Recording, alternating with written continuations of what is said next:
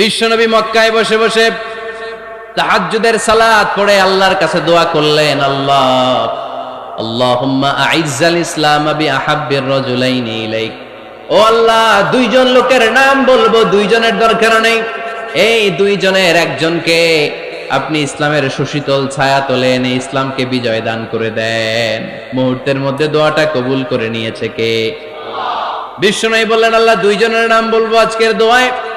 আবি জাহাল ইবনে হিশাম, হয়তো হিশামের বেটা আবু জাহেলকে আপনি ইসলামের ভিতরে নিয়ে আসেন, কিংবা ওমর ইবনুল খাত্তাব, খাত্তাবের বেটা ওমরকে আপনি ইসলামের ছায়া তলে নিয়ে আসেন। ওমরে ফারুকের জন্য দোয়াটা কবুল করে নিয়েছে কে? মক্কার যে অবস্থা, আল্লাহর হাবিব সাল্লাল্লাহু আলাইহি ওয়াসাল্লাম বুঝলেন মক্কার এই দুইজনের একজন যদি আমার সাথে না থাকে তাহলে মক্কায় দাওয়াতি কাজ চালিয়ে যাওয়া যাবে। আল্লাহরে বললেন, আল্লাহ, বেশি চাই না, এই দুইজনের একজন, হয় আবু জাহেল নয় ওমর, হয় আবু জাহেল নয় ওমর। বিশ্বনবী যখন দোয়া করলেন, এই দোয়ার একটা ইমানি ধাক্কা, নুরানি ধাক্কা সাইয়েদনা ওমরে ফারুকের হৃদয়কে স্পর্শ করে ফেলে। দোয়া ইজ লাইক এ মিসাইল। এই যে আমরা দোয়া করি, এটা মিসাইলের মতো। যুদ্ধে মিসাইল হামলা করে না? মিসাইল হামলা করার পরে এই মিসাইল লক্ষ্য বস্তুতে যে ভেদ করে, ঠিক কিনা? তেমনি দোয়ার মতো যদি আপনি দোয়া করতে পারেন, আপনি যেই জন্য দোয়া করেছেন ঠিক ওই জায়গায় যে আপনার দোয়া স্পর্শ করে। সুবহানাল্লাহ পড়বেন না? বিশ্বনবীর দোয়ার মাধ্যমে প্রথমে সাইয়েদনা ওমর ফারুকের হৃদয়ে এক ধাক্কা লাগলো। 2 নম্বরে রব্বুল আলামিন সূরাতুল হাক্কা দিয়ে ওমর ফারুকের হৃদয়ের মধ্যে দিলেন এক ধাক্কা। পড়েন আল্লাহু আকবার। কোরআনের ভেতরে সূরাতুল হাক্কা নামে একটা সূরা আছে না নাই? আল হাক্কাতু মাল হাক্কা ওয়া মা আদরাকা মাল হাক্কা। পড়েন আল্লাহু আকবার। বিশ্বনবী যখন দোয়া করলেন, ওই দোয়া যখন সাইয়েদনা ওমর ফারুকের হৃদয়ে স্পর্শ করলো, সাইয়েদনা ওমর ফারুক সব সময় বিশ্বনবীরে ফলো করতে আরম্ভ করলেন। বিশ্বনবী ডানে গেলে লুকিয়ে লুকিয়ে ওমর ফারুক ডানে যায়, বিশ্বনবী বায়ে গেলে লুকিয়ে লুকিয়ে ওমর ফারুক বায়ে যায়। বিশ্বনবী একবার মসজিদুল হারামে যে নামাজ পড়তে শুরু করলেন, ওমর ফারুক তখন বিশ্বনবীর পিছু পিছু ছদ্মবেশে পেছন থেকে যে বিশ্বনবী কিভাবে নামাজ পড়ে দেখতে শুরু করলেন। বিশ্বনবী ইন দা মিন টাইম এশার নামাজে আল হাক্কাতু মাল হাক্কা তেলাওয়াত শুরু করে দিলেন। আল হাক্কাতু মাল হাক্কা তেলাওয়াত শুরু করে দিলেন। তেলাওয়াত করতে করতে বিশ্বনবী যখন তেলাওয়াত করতেছে, ওমর ফারুক এরকম দুলতেছে আর মজা পাচ্ছে। ওমিয়া, বিশ্বনবীর কণ্ঠ বুঝি আমার মতো কণ্ঠ, আপনার মতো কণ্ঠ, আহমদ বিন ইউসুফের কণ্ঠ, আব্দুল বাসিতের কণ্ঠ না? বিশ্বনবীর গলায় যে কি সুরের ঝংকার আল্লাহ দিয়েছেন, কি সুরের লহরী আল্লাহ দিয়েছেন, একবার যে শুনতো পাগল হয়ে যেত। আল্লাহু আকবার। বিশ্বনবী সূরা হাক্কা মন্ত্রমুগ্ধ তেলাওয়াতে, মন্ত্রমুগ্ধ সুর দিয়ে, মন্ত্রমুগ্ধ কণ্ঠ দিয়ে তেলাওয়াত করতে লাগলেন। এশার সালাতে ওমর ফারুক দুলতে লাগলেন। ওমর ফারুক যত শুনেন অবাক হয়ে যায়, যত শুনেন অবাক হয়ে যায়, যতই শুনে অবাক। কিরে? কারণ তিনি আরবি ভাষা বুঝতেন। এত সুন্দর শব্দের গাঁথুনি, এত প্রাঞ্জল বর্ণনা, এত সুন্দর অন্তমিল, এটা কবিতা না হয়ে পারে না। উনি মনে মনে ভাবলেন, এটা মনে হয় কবিতা। It might be poem, it could be poem. Muhammad মনে হয় কবি হয়ে গেছে, তার কাব্য প্রতিভা দিয়ে সে এটা বানিয়েছে। তা না হলে এত সুন্দর কথা, এটা কবিতা না হয়ে পারে। ইন দ্য মিন টাইম বিশ্বনবী কিন্তু দেখতেছে না যে পেছনে ওমর। বিশ্বনবী তেলাওয়াত করছিলেন। ইন দ্য মিন টাইম বিশ্বনবী পড়ছিলেন, ওমা হুয়া বিকাউলি শাইরিন কলিলাম মা তুমিনুন। এই আয়াতের অর্থ হলো, এটা কোনো কবির কথা নয়, খুব অল্প সংখ্যক লোকই তোমরা ঈমান আনো। সুবহানাল্লাহ পড়ে। এটাকে বলে কোইন্সিডেন্ট। কোইন্সিডেন্ট, হুট করে অনেক সময় মিলে যায়। যায় কি যায় না? আপনি একজনের কথা ভাবতেছেন ভাবতেছেন, বাজারে গেলেন, বাজারে যেই দেখেন ওই লোকটা দাঁড়ায় আছে। এরকম হয় কি হয় না? কোইন্সিডেন্ট। ওমর ফারুক মনে মনে যেটা ভাবতেছে ওই কথা দিয়ে বিশ্বনবী তেলাওয়াত করতেছে। আল্লাহু আকবার। বিশ্বনবী যে আয়াত তেলাওয়াত করছিলেন, আয়াতের অর্থ হলো, এটা কোনো কবির বানানো কবিতা না, খুব অল্প সংখ্যক লোকই তোমরা ঈমান আনো। ওমর ফারুক আটকে উঠলেন, থমকে দাঁড়ালেন। ঘটনা কি? আমি মনে মনে ভাবলাম, কি এত সুন্দর কথা, এটা তো মানুষের কথা হতে পারে না, এটা নিশ্চয়ই কবিতা, কবির কথা। কিন্তু মুহাম্মদ এখন আবার পড়তেছে ওমা হুয়া বিকাউলি শায়ের, এটা কোনো শায়েরের কবির কথা নয়। কলিলাম মা তুমিনুন, অল্পই তোমরা ঈমান আনো। তার মানে আমার মনে যা চলে মুহাম্মদ এটা টের পায়। মুহাম্মদ গণক, নাউজুবিল্লাহ পড়বেন না? মুহাম্মদ অনেক বড় মাপের একজন গণক। মানুষের হৃদয়ে কি চলে, মনে মনে কি ভাবে, মুহাম্মদ না দেখেও বলে দিতে পারে। ইন দা মিন টাইম বিশ্বনবী পরের আয়াতে পড়লেন ওয়ালা বিকাউলি কাহিনিন কলিলাম মা তাযাক্কারুন। এই আয়াতের অর্থ হলো এটা কোনো গণকের বানানো গণনা নয়, খুব অল্প সংখ্যক লোকই তোমরা উপদেশ হিসেবে এটাকে মানো। সুবহানাল্লাহ পড়েন। এবার আর ওমরে ফারুকের সহ্য হয় না, কি আজীব তামাশা। প্রথমে মনে করলাম কবিতা, মোহাম্মদ কয় কবি না, সে কবি না, এটা কবিতা না। তারপর ভাবলাম সে গণক, সে আয়াত পরে পরে বলে দিল এটা গণনা নয়, তাহলে এটা কি? এটা কি কবিতাও না, গণনাও না, তাহলে এটা কি? বিশ্বনবী তখন বললেন তানজিলুম মির রাব্বিল আলামিন। সুবহানাল্লাহ পড়েন। পরের আয়াত ছিল তানজিলুম মির রাব্বিল আলামিন। এটা দুনিয়ার কোন কবির বানানো কবিতা না, এটা কোন গণকের গণনা না, এটা কোন সাহিত্যিকের বানানো সাহিত্য নয়, এটা মহাবিশ্বের পরিচালক রব্বুল আলামিনের কাছ থেকে পাঠানো কিতাব কোরআন। সূরা হাক্কার ধাক্কায় ওমরে ফারুক কাইত। প্রথমে ধাক্কাটা লাগলো যে দোয়া, বিষ্ণুবী তাহাজ্জুদে কেঁদে দোয়া করলেন আল্লাহ হয় আবু জাহেল রে দিবা নাইলে ওমর রে দিবা। ওই দোয়া ওমরে ফারুকের হৃদয়ে ছোঁয়া লেগেছে। এরপর হাক্কা, সূরাতুল হাক্কা দিয়ে দিলে এক ধাক্কা। এই ধাক্কা খেয়ে উথাল পাথাল হৃদয়ের মধ্যে, হায় রে এ কি বাণী, এ কেমন কথা, কে মুহাম্মদ? তারপরও শয়তানের ওয়াসওয়াসা আছে না নাই? আল্লাহ বলে যতই ওয়াসওয়াসা ওমরকে দেয়া হোক, আমি ওমরে ফারুককে এই মুসলিম উম্মতের সেনাপতি বানিয়ে ছাড়বো, আমি সেনাপতি বানাবো। এবার 3 নাম্বার ডোজ। ডাক্তারের কাছে গেলে প্রথমে দেখবেন সিম্পল ডোজ দেয়, নরমাল ওষুধ, এটাতে কাজ না হলে ডোজ বাড়ায়, একেবারে কাজ না হলে অ্যান্টিবায়োটিক মারে, আছে না নাই? আল্লাহ প্রথমে দোয়ার ছোঁয়া লাগালেন, তারপর সূরা হাক্কা দিয়ে ধাক্কা মারলেন, এরপরে রব্বুল আলামিন বলেন এবার 3 নাম্বার ডোজ সূরা তহা দিয়ে আমি তোমার হৃদয়টারে উজালা বানায় দেব রে ওমর। শয়তান ওদিক দিয়ে ওয়াসওয়াসা, খেলা দুই দিক থেকে চলতেছে। আল্লাহ তাআলা হেদায়েতের রাস্তায় টানছে, শয়তান জাহান্নামের দিকে টানছে। ঘোষণা দেয়া হলো মক্কায় মুহাম্মদের মাথা কেটে এনে দিলে এত এত স্বর্ণ মুদ্রা দেয়া হবে। ওমরে ফারুক রাজি হয়ে গেলেন, নাঙ্গা তলোয়ার নিয়ে বিশ্বনবীর মাথা কাটার জন্য ছুটলেন। নাউজুবিল্লাহ পড়বেন না? বনু জাহরা গোত্রের এক লোক বলে আইনা ইয়া ওমর, কই যাও? মুহাম্মদের মাথা কাটতে যাই। আরে মুহাম্মদের মাথা কাটতে যাও? তোমার বোন ফাতিমা বিনতে খাত্তাব আর তোমার বোন জামাই সাঈদ কদ সাবা, এরা তো ধর্ম ত্যাগ করে ফেলছে, এটা তো আমাদের ধর্ম ত্যাগ করে মুহাম্মদের ফলোয়ার হয়ে গেছে। আগে ওমর ঘর সামলাও, পরে মুহাম্মদের মাথা কাটতে যেও। ওমরে ফারুক অবাক হয়ে গেলেন, তলোয়ার নিয়ে বিশ্বনবীর দিকে না যে নিজের বাড়ির দিকে চলে গেলেন। বিশ্বনবীর আপন বোন ফাতিমা বিনতে খাত্তাব, বোন জামাই সাঈদ আর খাব্বাব রাদিয়াল্লাহু তাআলা আনহু, 3 জন মিলে সূরা তহা তেলাওয়াত করছিলেন। পড়েন সুবহানাল্লাহ। মক্কায় লুকিয়ে লুকিয়ে দাওয়াত হতো। খাব্বাব রাদিয়াল্লাহু তাআলা আনহু একটা চামড়ার ফলকের মধ্যে সূরা তহার কয়েকটা আয়াত এনে ওমরে ফারুকের বোন আর বোন জামাইকে শিক্ষা দিচ্ছে, ট্রেনিং দিচ্ছে। সুবহানাল্লাহ পড়েন। লুকিয়ে লুকিয়ে ওমরে ফারুক যখন ঘরে চলে আসলেন, এরা তটস্থ হয়ে গেল। সাইয়েদনা খাব্বাব বিছানার তলায় লুকিয়ে গেলেন। ওমরে ফারুক বললেন দরজা খোলো। ফাতিমা বিনতে খাত্তাব দরজা খোলার পরে নির্মম ভাবে সাইয়েদনা ওমর রাদিয়াল্লাহু তাআলা আনহু বোনের গায়ে আঘাত শুরু করে দিল। বোন জামাইকে আহত করতে শুরু করলো আর বলতে শুরু করলো তোরা পাগল হলি কেন? কি আছে ওই মুহাম্মাদের মধ্যে? কি জাদু নিয়ে সে এসেছে? সে যাই বলে লোকজন পাগল হয়ে যায়, সবাই তার উপর কালিমা পড়ে ঈমান এনে ফেলে। কি এমন জিনিস তোদের কাছে আছে যেটা দেখে মুহাম্মদকে তোরা ভালোবাসলি? কি আছে? কি পড়তেছিলি আমারে দেখা। ফাতেমা বলে ইন্নাকা রিজসুন লা ইয়ামাসসুহু ইল্লাল মুতাহহারুন। ও আমার ভাই ওমর, তুমি নাপাক। তুমি কি? লা ইয়ামাসসুহু ইল্লাল মুতাহহারুন, পবিত্রতা অর্জন না করে এই কোরআন ধরা যায় না। সুবহানাল্লাহ পড়েন। উমরে ফারুক গোসল করে আসলেন, কারণ ধাক্কা তো আগে কয়েকটা খাইছে। কথা বুঝেন নাই বোধহয়? প্রথমে দোয়ার ধাক্কা, পরে কোন সূরা দিয়ে ধাক্কা? হাক্কা দিয়ে ধাক্কা। 3 নম্বরে এখন আরেকটা ধাক্কা খাবে। গোসল করে আসলেন, ফাতেমা বিনতে খাত্তাব বললেন, গোসল যখন করে এসেছেন এই নেন।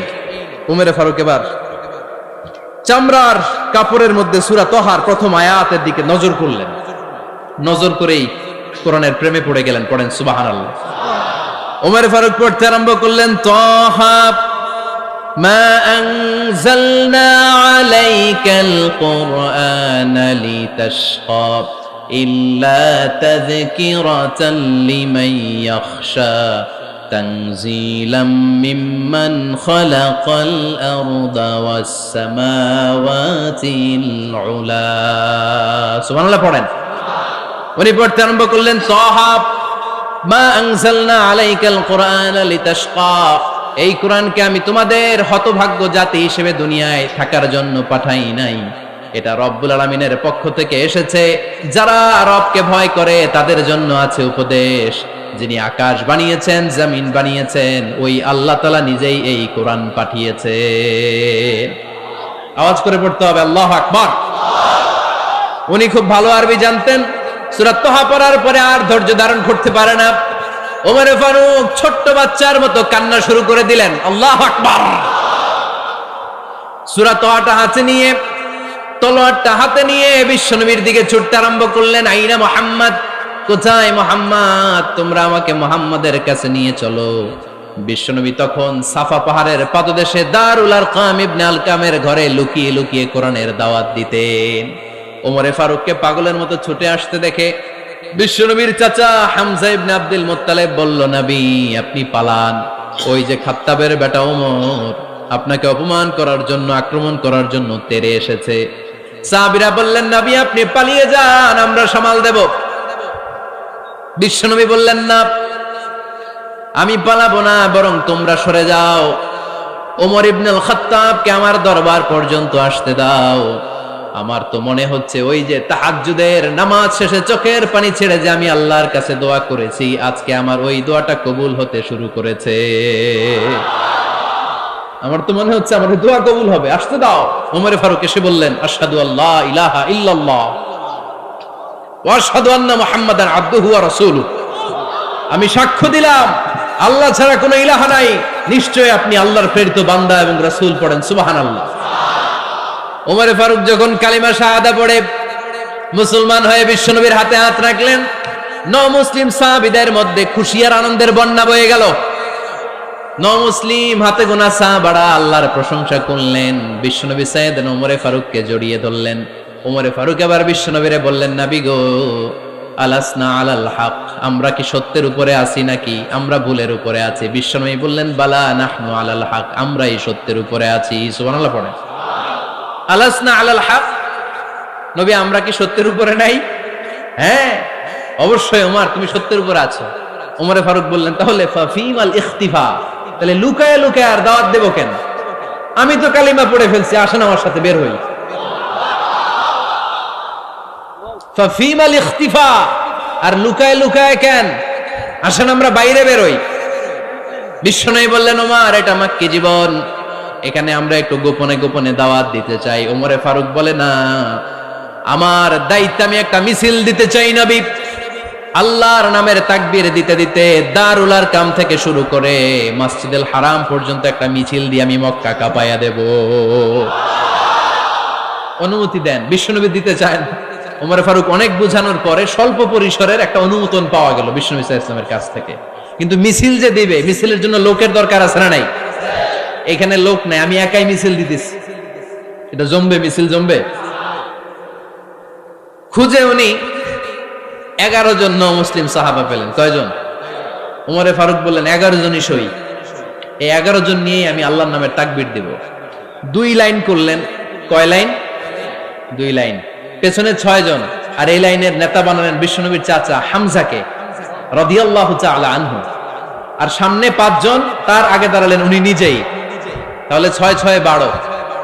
বললেন এই 2 লাইনই আমরা তাকবীর দিতে দিতে, বেশি না, এই দারুল আরকামের ঘর থেকে, আপনারা জানেন যে সাফা মারোয়া এখন যে সাই হয়, এই সাফার পাদদেশে ছিল দারুল আরকামের ঘর।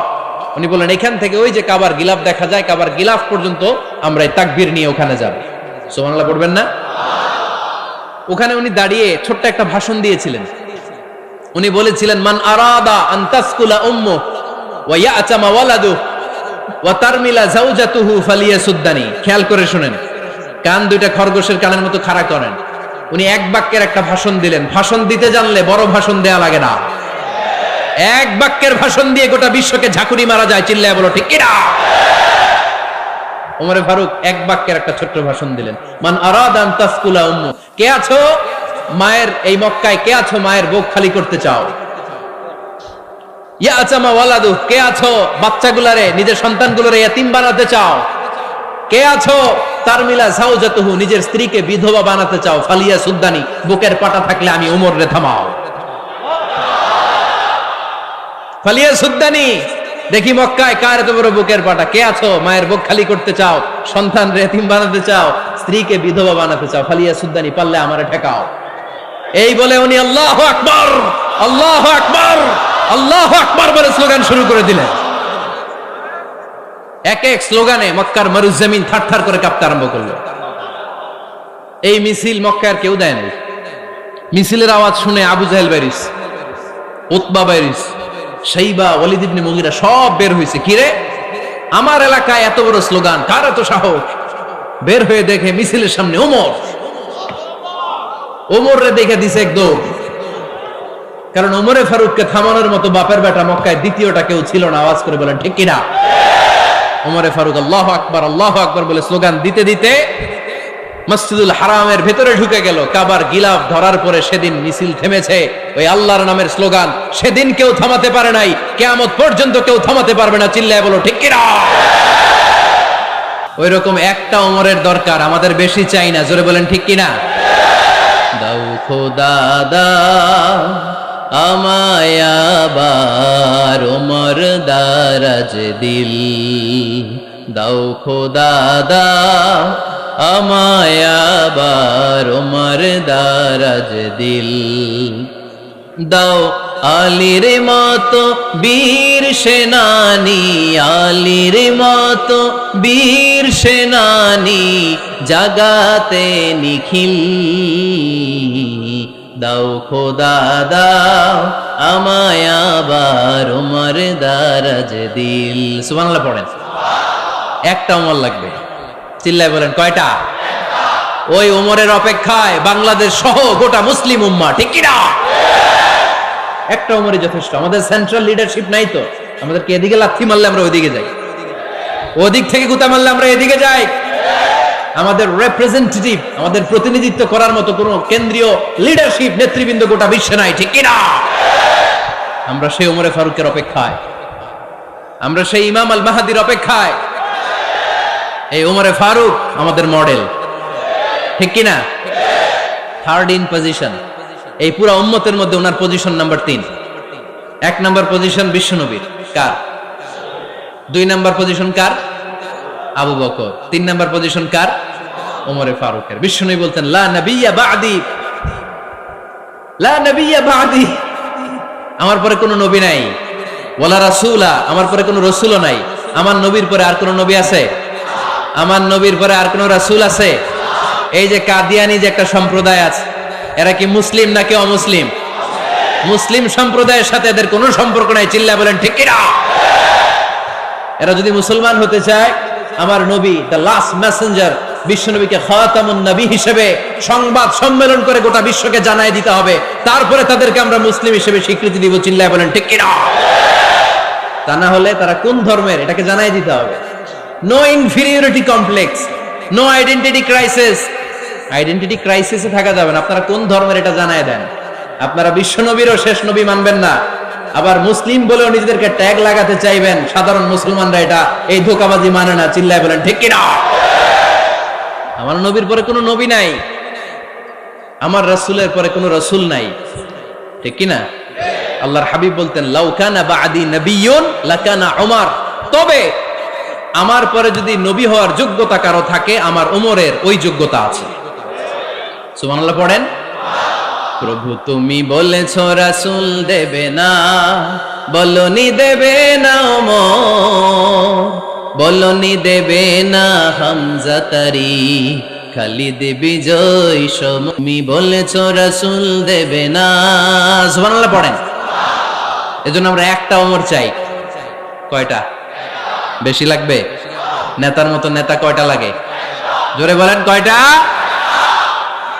Enough, that's enough. Omar Farooq, our super hero. ওনার সাথে বিশ্বনবী সাল্লাল্লাহু আলাইহি ওয়াসাল্লামের মুসাহারার সম্পর্ক ছিল। ওমর ফারুক যে বিশ্বনবীর শ্বশুর এটা অনেকে জানেই না।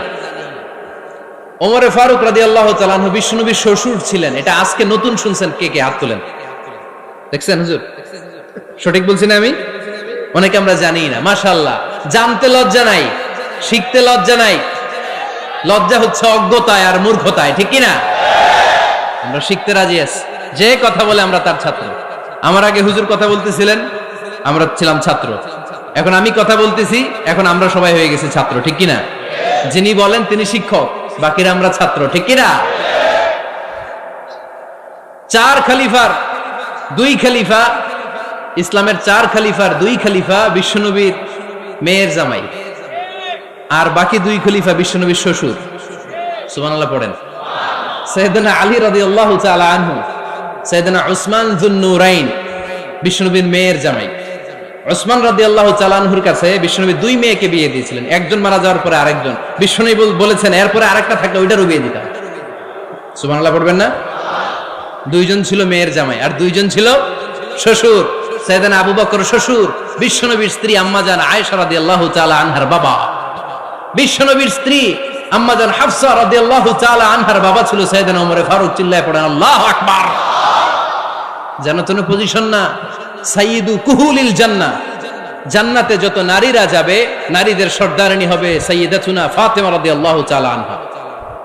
এই ফরিদপুরের যত ইয়াং স্টারেরা তোমরা যারা জান্নাতে যাবে, তোমাদের লিডার হবে সাইয়েদনা হাসান আর হুসাইন রাদিয়াল্লাহু তাআলা আনহুমা।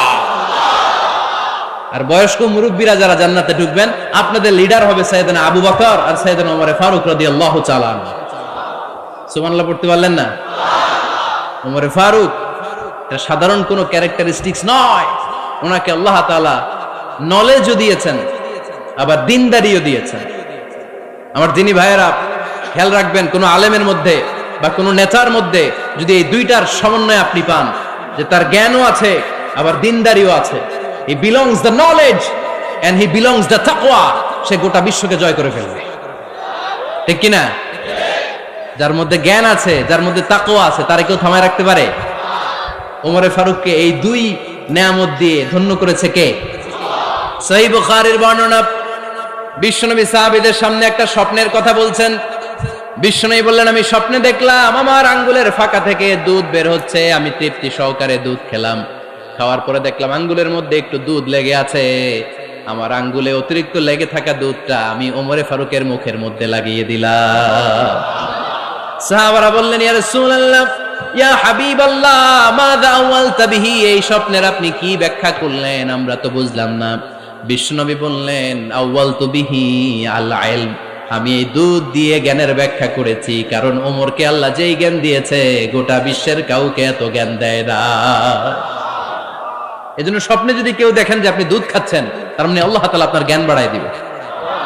ওমর ফারুককে দুধ খেয়ে অতিরিক্ত দুধের অংশটা বিশ্বনবী আবু বকর রাদিয়াল্লাহু তাআলা আনহুর মুখে দেন নাই, সাইয়েদনা উসমানের মুখে দেন নাই, আলী রাদিয়াল্লাহু তাআলা আনহুর মুখে দেন নাই। স্বপ্নে ওই অতিরিক্ত লেগে থাকা দুধটা বিশ্বনবী ওমর ফারুকের ঠোঁটের মধ্যে লাগিয়ে দিয়েছেন। এই হাদিস থেকে প্রমাণ হয় আল্লাহ তাআলা জ্ঞানের নেয়ামতে সাইয়েদনা ওমর ফারুককে ধন্য করেছেন। আবার বুখারীর বর্ণনা, বিশ্বনবী সাল্লাল্লাহু আলাইহি ওয়াসাল্লাম আরেকটা স্বপ্নের বর্ণনা দিচ্ছেন। তিনি বললেন, তোমাদের সবাইকে স্বপ্নে আমার সামনে দাঁড় করানো হলো। আমি দেখলাম তোমাদের কারো জুব্বা নাভি পর্যন্ত, কারো জুব্বা হাঁটু পর্যন্ত, কারো জুব্বা টাকনু পর্যন্ত। ওমরে ফারুককে যখন স্বপ্নে আমার সামনে দাঁড় করিয়ে দেয়া হলো, আমি দেখলাম ওমরের জুব্বা এত লম্বা, ওমর টেনে হিচড়ে তার জুব্বা নিয়ে সামনে হেঁটে যাচ্ছে। সাহাবারা বললেন, ফামাযা আওয়ালতা বিহি ইয়া রাসূলুল্লাহ, ও আল্লাহর রাসূল, এই স্বপ্ন দিয়ে আপনি কি বুঝাতে চাইলেন, আমরা কিছু বুঝলাম না। বিশ্বনবী বললেন, আউয়ালতু বিহি আদ-দীন, আমি এই হাদিসের দ্বারা দিনের ব্যাখ্যা করলাম, যার জামা যত লম্বা তার দিনদারি তত বেশি। সুবহানাল্লাহ, আসতে পড়েন। স্বপ্নে দেখলেন কোন সাহাবীর জুব্বা নাবি, কোন সাহাবীর হাঁটু, কারোটা টাকনু, কিন্তু ওমরে ফারুকের জুব্বা এত লম্বা, ইয়াজুরু সাওবাহু, তিনি তার জুব্বা টেনে হিচড়ে যাচ্ছেন। বিশ্বনবী বললেন, এটা দ্বারা আমি দিন, আমি তাকওয়া, দিনদারি, তাকওয়া এটার ব্যাখ্যা করেছি। তার মানে ওমরে ফারুকের তাকওয়ার সামনে সব তাকওয়া পানি হয়ে যাবে। কোন সুবহানাল্লাহ। আল্লাহ তাআলা সাইয়েদনা ওমরে ফারুককে দ্বীনের জ্ঞান দিয়েছেন, তাকওয়া দিয়েছেন। যুবক ভাইয়েরা, যাকে আল্লাহ তাআলা দ্বীনের জ্ঞান দেয়, যাকে আল্লাহ তাআলা তাকওয়ার এই গুণ দিয়ে সমৃদ্ধ করে, তার জন্য গোটা বিশ্বের সব দরজাগুলোকে ওপেন করে দেয় কে? কত বড় মুত্তাকি ছিলেন সাইয়েদনা ওমরে ফারুক। মদিনার সমাজে কয়জন মুনাফিক ছিল বিশ্বনবী ছাড়া কেউ বলতে পারতেন না। বিশ্বনবী কোন সাহাবীকে মুনাফিকদের লিস্ট দিয়ে যান নাই, একজন সাহাবী ছাড়া। দেখি কেউ বলতে পারেন কিনা ওই সাহাবীর নাম? কি নাম? হুযায়ফা ইবনুল ইয়ামান রাদিয়াল্লাহু তাআলা আনহু। উনাকে বলা হতো সাহিবু সিররি রাসূলিল্লাহ, আল্লাহ রাসূল সাল্লাল্লাহু আলাইহি ওয়াসাল্লামের গোপন তথ্যের ধারক বাহক। সুবহানাল্লাহ পড়বেন না? বিশ্বনবী ইন্তেকালের আগে মদিনার সমাজে মোট কয়জন মুনাফিক আছে, এই তথ্য আবু বকরকে বলেন নাই, ওমর রাদিয়াল্লাহু তাআলা আনহুকে বলেন নাই, উসমান রাদিয়াল্লাহু তাআলা আনহু, আলী রাদিয়াল্লাহু তাআলা আনহু, আশারাতুল মুবাশশিরিনা বিল জান্নাহ কোন সাহাবীকে বলেন নাই। শুধুমাত্র কেবলমাত্র একমাত্র হুযায়ফা ইবনুল ইয়ামান রাদিয়াল্লাহু তাআলা আনহুর কাছে মুনাফিকদের লিস্টে বিশ্বনবী দিয়ে গিয়েছেন।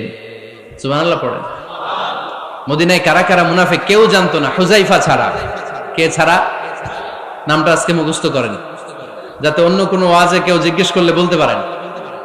মুনাফিকদের লিস্ট যে সাহাবীর কাছে বিশ্বনবী দিয়ে গিয়েছিলেন, সাহাবীর নাম কি? নাম? নামটা কেমন লাগে? ভাল লাগে? অনেকে আমারে জিজ্ঞেস করে, হুজুর আমার ছেলে হবে আগামী মাসে, একটা নাম দেন। নাম দিয়ে দিলাম হুযায়ফা। যাদের হবে ছেলে, এলাকায় যাদের নেক্সট কয়েক মাসে ছেলে হবে, খালি হুযায়ফা চলবে।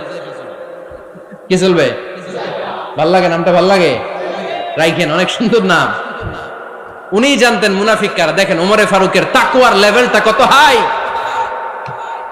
ওমরে ফারুক একদিন হুযায়ফা রাদিয়াল্লাহু তাআলা আনহুর কাছে গেলেন, যে বললেন, হুযায়ফা, বিশ্বনবী ইন্তেকালের আগে মুনাফিকদের নামের লিস্টটা কারো কাছে দেয় নাই, আমার জানা নাই, সাইয়েদনা আবু বকরের জানা নাই, কোন সাহাবীর জানা নাই, তুমি ছাড়া।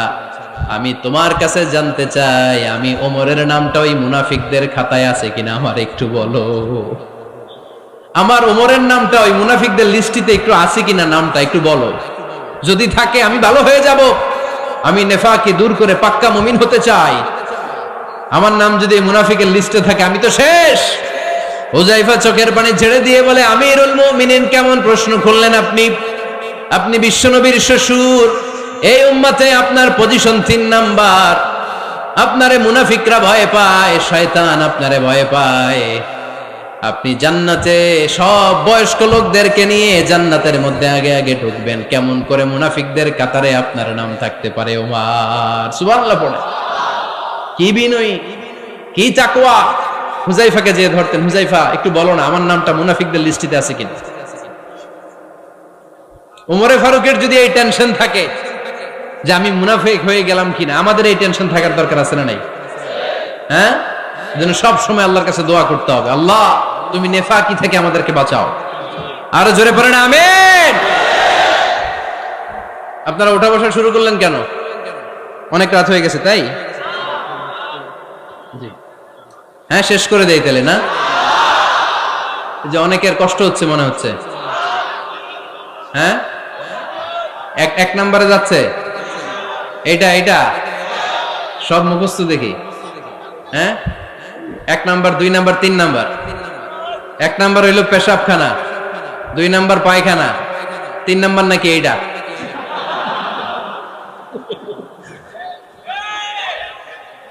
আছে না নাই? না। সিগারেট কোন মুসলমান খেতে পারে? সিগারেট হয় টোবাকো প্ল্যান্টস থেকে, তামাক পাতা। ফরিদপুরে চাষ হয় নাকি? হয়। কোন থানায় হয় বেশি? হ্যাঁ, তামাক ক্ষেত যারা দেখছেন, কোন বেড়া লাগানো লাগে? কেন? ছাগলও মুখ দেয় না। তো যেটা ছাগলে খায় না এটা কোনো মুমিন বান্দা খাইতে পারে? তো খান কেন এগুলো, এই পচা জিনিস? হ্যাঁ, এই পৃথিবীতে বিড়ি আর সিগারেটই একমাত্র খানা যেটা টয়লেটে ঢুকে খাওয়া যায়, তাই না?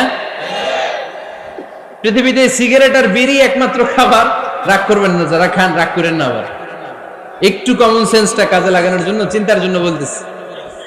এটাই পৃথিবীর একমাত্র খাবার যেই খাবারের গায়ে এই খাবারের বদনাম লেখা থাকে। স্মোকিং কজেস ক্যান্সার, ধূমপান কর্কট রোগের কারণ, ধূমপান স্বাস্থ্যের পক্ষে ক্ষতিকারক লেখা থাকে না? আচ্ছা ধরেন ফরিদপুরের একটা কোম্পানি নতুন চানাচুর বের করছে, ওই চানাচুরের গায়ে লেখা এই চানাচুর খাওয়ার 1 ঘন্টার মধ্যে বমি শুরু হবে আর ডায়রিয়া হবে। খাবেন? কি কইবেন? তুই খা। দোকানদারে কি কইবেন? তুই খা, তোর বমি হোক, তোর 14 গোষ্ঠীর ডায়রিয়া হোক, আমি টাকা দিয়ে এগুলো কিনবো না, ঠিক কি না? কারণ এই প্রোডাক্টের গায়ে এই প্রোডাক্টের বদনাম লেখা, এটা আমরা কিনবো কেন? কিন্তু সিগারেটের উপরে সিগারেটের বদনাম লেখা থাকার পরও আমরা খাই, টয়লেটে বসে খাই। এটার মধ্যে একটা পয়জন আছে, এটাকে বলে স্লো পয়জন, নিকোটিন। এটা আপনার লাং ফুসফুসকে শেষ করে দিবে, স্লো পয়জন। সিগারেট খাওয়া অনেকটা আত্মহত্যা শামিল। বিষ খেলে সাথে সাথে মরে, সিগারেট খেলে ধুকে ধুকে মরে। আর সিগারেট থেকে হিরোইন, গাঁজা, ফেন্সিডিল, ইয়াবা, মেরিজুয়ানার পথে মানুষ পথ বাড়ায়, পা বাড়ায়, তাই না? এগুলো খাবেন না। ওয়ালা তুলকু আইদিকুম ইলা তাহলুকা, নিজে নিজেকে স্বেচ্ছায় ধ্বংসের দিকে ঠেলে দিও না। জীবনটা অনেক সুন্দর, জীবনটা অনেক রঙিন, আল্লাহর দেয় জীবনটাকে উপভোগ করার দরকার আছে না নাই?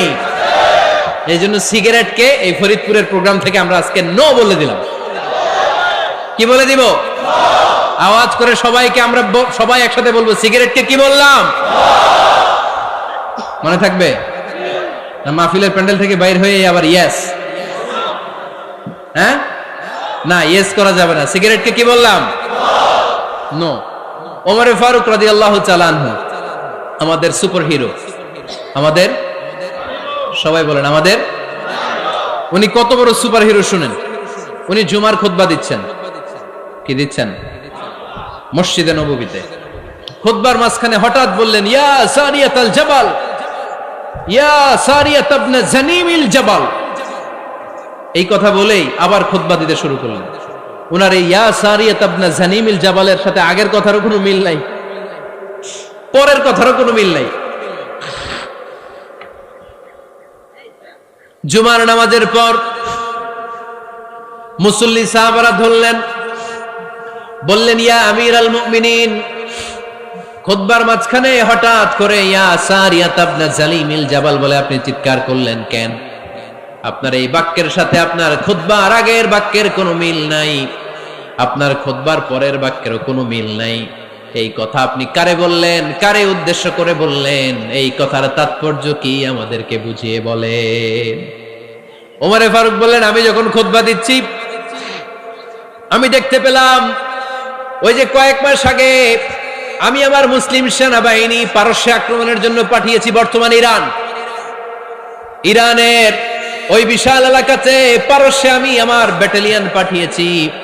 আমি হঠাৎ করে দেখতে পেলাম আমার মুসলিম বাহিনীর সেনাপতি যুদ্ধের এক পর্যায়ে তার ডানে আছে উপত্যকা, বায়ে আছে পাহাড়, সে পাহাড়ি রাস্তা ছেড়ে দিয়ে উপত্যকার দিকে যেতে শুরু করেছে। আমি দেখতে পেলাম আমার মুসলিম বাহিনী যদি উপত্যকার দিকে ছুটে বেড়ায়, কাফির মুশরিকরা আমার মুসলিম বাহিনীকে কচুকাটা করে ফেলবে। তাই আমি এখান থেকে তাদেরকে কমান্ড দিয়ে বলেছি, ইয়া সারিয়াতাল জাবাল, উপত্যকার দিকে নয় পাহাড়ের দিকে যাও, তাহলেই তোমাদের বিজয় নিশ্চিত হয়ে যাবে। উপত্যকার দিকে যেও না, ইলাল জাবাল, ইলা সারিয়াতিল জাবাল, পাহাড়ের দিকে ছোট। সাহাবারা অবাক, ঘটনা কি? উনি বসে আছেন মদিনায় মসজিদে নববীর মিম্বারে দাঁড়িয়ে, উনি যদি ইয়া সারিয়াতাল জাবাল বলে এটা কি ইরানে যাবে নাকি? ও মিয়া, তখনকার সময়ে বর্তমানের মতো মোবাইল ছিল নাকি? ইন্টারনেট ছিল নাকি? কিছু ছিল? খালি মুখে আমি যদি বলি ইয়া সারিয়াতাল জাবাল, এটা ইরানে যাবে? ইন্ডিয়া যাবে? ঢাকায় তো যাবে না, ফরিদপুর শহরেই তো বসবে না, ঠিক কিনা? কিন্তু এটা আমিরুল মুমিনিন বিশ্বাসী সাহাবারা বিশ্বাস করে নিল। কিছু মুনাফিক ছিল, এরা কয় না ঝামেলাস, এটা তো সম্ভব না, এক কাজ করি, এই সেনাপতি যখন বিজয়ী বেশে মদিনায় ফিরে আসবে আর আমরা ধরব। এরা দিন গুনতে লাগলো, এই সেনাপতি মুসলিম বাহিনী নিয়ে পারস্য জয় করে কবে ফিরে আসবে। এই মুনাফিকের দলগুলো কখনো সেনাবাহিনীকে অভ্যর্থনা জানাতে যেত না, কিন্তু এইবার সবার আগে মদিনার উপকণ্ঠে যে সেনাপতিদেরকে অভ্যর্থনা জানানোর জন্য ফুল নিয়ে রেডি, ফুল নিয়ে দাঁড়ায় আছে। সেনাপতি ঢুকার সাথে সাথে ধরছে, এই সেনাপতি কোত্থেকে আসছে? কয় পারস্য জয় করে আসছে। কয় এমন এমন দিন, জুমার দিন দুপুর বেলা যুদ্ধের মাঝখানে আমিরুল মুমিনিনের কণ্ঠের কোন কথাবার্তা শুনছো নাকি? সেনাপতি অবাক, কয় তোমরা জানলা কেমনে? শুনছি তো। সুবহানাল্লাহ পড়বেন না? আমরা যুদ্ধে একটা ভয়ঙ্কর অবস্থার মধ্যে ছিলাম, পেছন থেকে শত্রুরা আমাদেরকে আক্রমণ করতে শুরু করে দিল। ডানে যাব না বায়ে যাব, সামনে যাব নাকি পেছনে যাব, রাস্তা খুঁজে পাচ্ছি না। ডান দিকে ছিল আমাদের উপত্যকার রাস্তা, বাঁ দিকে ছিল পাহাড়ি পথ। আমরা সোজা পথ হবে মনে করে উপত্যকার দিকে ছুটতে আরম্ভ করলাম। হঠাৎ করে আমিরুল মুমিনিনের কণ্ঠ বজ্র কণ্ঠে আমার কানের মধ্যে ভেসে আসলো। আমার মনে হলো আমিরুল মুমিনিন কেমন যেন আমাকে কমান্ড দিচ্ছেন আর বলছেন, ইয়া সারিয়াতাল জাবাল, ডান দিকে উপত্যকার পথে নয়, তাড়াতাড়ি পাহাড়ের দিকে সৈন্যবাহিনী নিয়ে উঠে যা। পাহাড়ের দিকে, ডানে না, this is wrong track and this is the right track. ওই দিন যদি ওমরে ফারুকের ওই গাইডলাইন, আমিরুল মুমিনিনের কমান্ড যদি আমি না শুনতাম, আজকে বিজয়ের বেশে ফিরতেও পারতাম না, আমাদের চেহারাও তোমরা দেখতে পেতে না। ওমরে ফারুকের ওই কমান্ড, ওই গাইডলাইন অদৃশ্য থেকে শোনার কারণে এই পারস্যের মধ্যে আমাদেরকে সেই যুদ্ধে বিজয় দান করেছে কে? দিস ইজ ওমরে ফারুক, দিস ইজ ওমরে ফারুক। বিশ্বনবী বলতেন, ওমর মা লাকিয়াকা শাইতানু সালিকান ফাজ্জান ইল্লা সালাকা ফাজ্জান গায়রা ফাজ্জিক। ওমর, শয়তান ইবলিস যদি তোমার কোনো রাস্তা দিয়ে হাঁটতে দেখে, শয়তান ওই রাস্তা রেখে দিয়ে অন্য রাস্তা দিয়ে হাঁটে। সুবহানাল্লাহ বাড়িতে যায় বললেন। কে বলতেছে? বিশ্বনবী। কার ব্যাপারে? ওমরে ফারুকের ব্যাপারে। শয়তান যদি দেখে যে ওমরে ফারুক এই রাস্তা দিয়ে হাঁটতেছে, শয়তান ওই রাস্তা রেখে দিয়ে অন্য রাস্তা দিয়ে হাঁটে। সুবহানাল্লাহ পড়েন।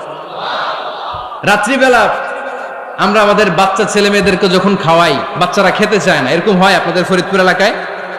হ্যাঁ, এই এলাকায় হয় নাকি? খেতে চায় না বাচ্চারা, এই চকলেট দেখায়া, এই মিনা কার্টুন দেখায়া, এইটা সেইটা এগুলো সেগুলো বলে, গল্প টল্প বলে ভুলাইয়া খাওয়ানো লাগে, তাই না? তারপরও খায় না। আমারও ছোট মেয়ে আছে, খেতে চায় না, এইটা সেইটা এমনি সেমনি খাওয়ানো লাগে। তো শেষে না পেরে মা বাবা বলতে বাধ্য হয়, ওই যে ভূত আসতেছে, ভূত, তাড়াতাড়ি তাড়াতাড়ি খাও, নাহলে যে ভূত ধরবে তোমারে। ওই যে বাঘ আসতেছে, বাঘ, তাড়াতাড়ি খাইলে নাহলে বাঘে কামড়াবে। বলি না আমরা? আপনারা কি বলেন? ভূত। আর কি বলেন? হ্যাঁ হ্যাঁ, আচ্ছা, এক এক জায়গায় এক একটা আমরা বলি, ভূত আসবে, বাঘ খাবে, ভাল্লুক খাবে, তাড়াতাড়ি খাও। মদিনাতে যখন ওমরে ফারুক আমিরুল মুমিনিন, মদিনার মায়েরাও বাচ্চাদেরকে খাওয়াতে পারতো না, ছোট্ট মেয়েদেরকে খাওয়াতে পারতো না, খাওয়া নিয়ে যন্ত্রণা করতো। বাচ্চারা যখন মদিনায় খেতে চাইতো না রাত্রিবেলায়, মদিনার মায়েরা বলতো, তাড়াতাড়ি খাও, হা হুয়া ইয়াতি উমর, হা হুয়া ইয়াতি উমর, তাড়াতাড়ি খা, নাইলে ওই যে ওমর আসতেছে, Omar. This is our super hero সাইয়েদনা ওমর ফারুক রাদিয়াল্লাহু তাআলা। শুধু শয়তানি ভয় পেত না, মুনাফিকরাও ভয় পেত, জমের মতো ভয়। শুধু তাই না, আমাদের আম্মাজান বিষ্ণু ইসা ইসলামের স্ত্রীরাও ওমর ফারুককে ভয় পেতেন। সুবহানাল্লাহ কইবেন না? মাঝে মাঝে বিষ্ণু ইসা ইসলামের সাথে আম্মাজান আয়েশার ঝগড়া হতো, হতো না? আপনাদের ফ্যামিলিতে ঝগড়া হয়? হয় না? হয় না? কার কার দেখি? ওরে আল্লাহ, অনেক আল্লাহর ওলি আছে তো এই জায়গায়। ঝগড়া হয় না? কি কথা কয়, ঝগড়া হয় না বলে? বিশ্বনবীর ফ্যামিলিতে ঝগড়া হয়, আপনার ফ্যামিলিতে হয় না? মিষ্টি ঝগড়া। আর ও বিয়েই করে নাই।